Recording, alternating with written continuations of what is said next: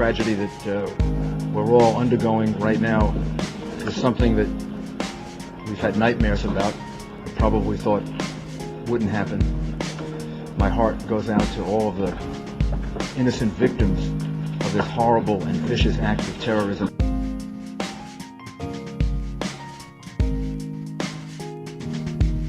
Everyone who knew me before 9/11 thinks I'm dead. But I don't want you to feel sorry for me. I want you to listen to me. Listen to my story and ask yourself, how far would you go to start over?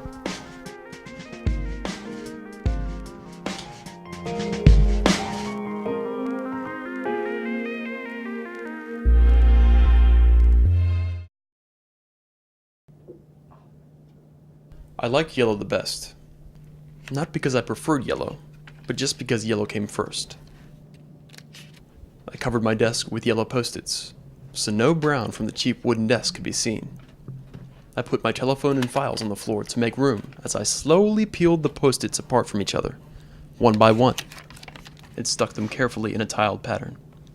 My own little masterpiece.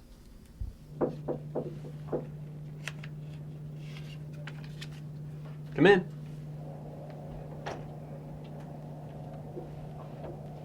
I'm sorry, sir. I tried paging you over the intercom. Oh, I unplugged my phone. I needed to make more room.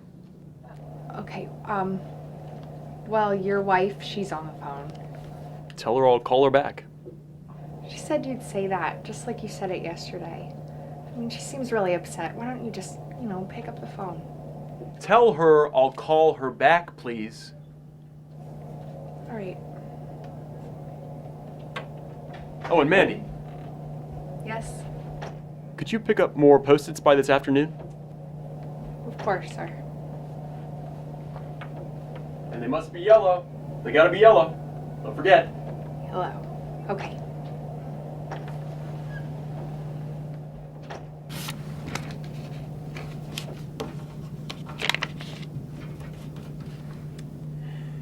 Damn it. I fell short like I do most things in life. I craved caffeine instead of completion and left the office.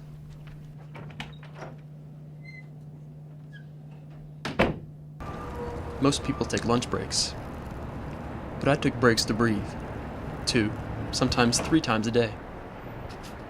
I wouldn't do it if someone noticed how often I'm gone, but they don't, so I leave.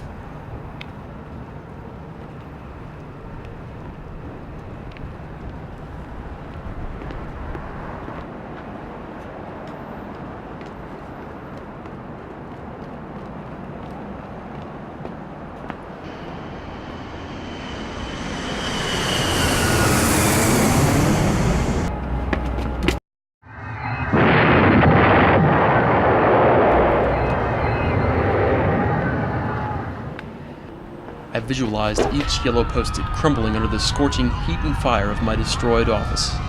I sat as the second plane hit the South Tower.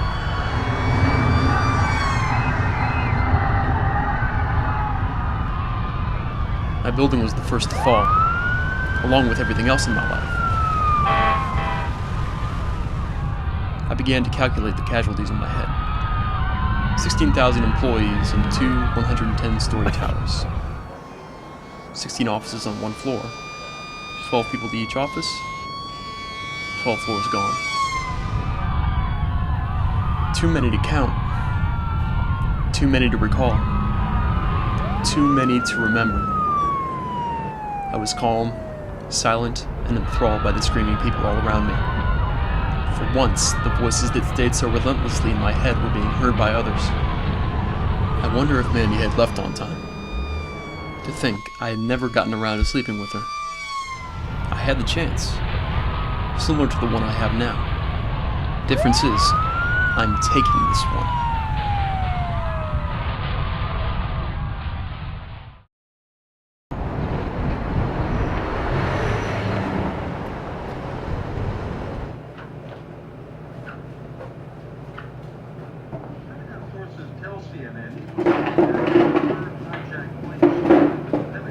What can I get for you? Can I get an apple martini, please?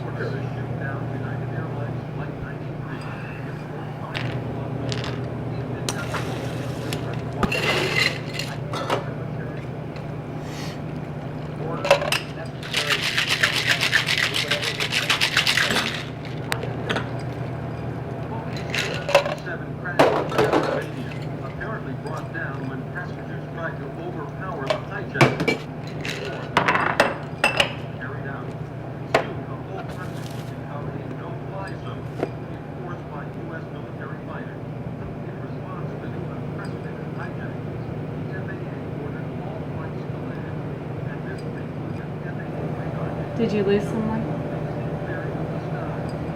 I'm sorry, were you talking to me? Yeah. I asked you if you lost anyone. No, I haven't lost anyone. Yourself? My brother. It's okay. You don't have to say you're sorry. You don't have to say anything. All right.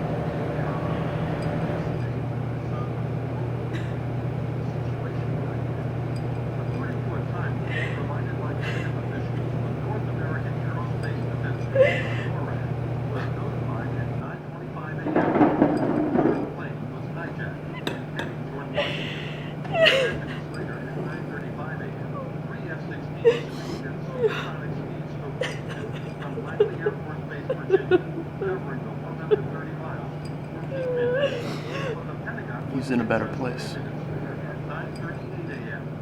I meant it. He was in a better place if he wasn't still here. And if he was gone, he could see her crying for him, missing him, making his time here just a little worthwhile.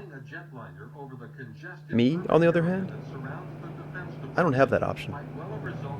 I can't look over to my wife from some other realm and watch her mourn. Not because I don't believe in the other realm stuff. I just believe she isn't mourning. The way I look at it, I've done her a favor.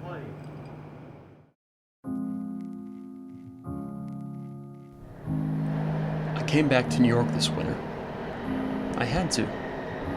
Winter just wasn't winter without the cold New York breeze, bouncing off the towering buildings and splashing the faces of those who walked the crowded streets.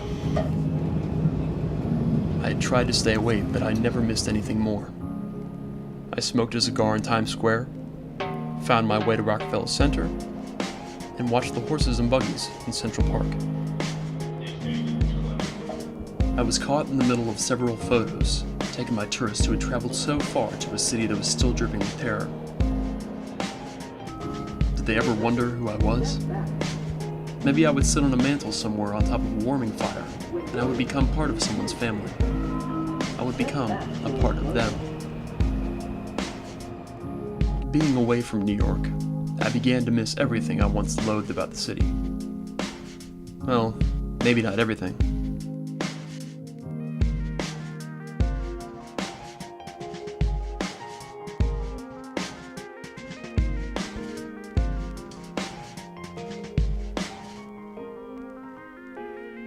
It has been said that in New York the present is so powerful that the past is lost. I find who I used to be in photos and newspaper clips of the day that made me the man I am now. No happier or more grateful than I was before. Still lost and lonely in my new identity. To you, I'm a survivor. To them, I'm a victim.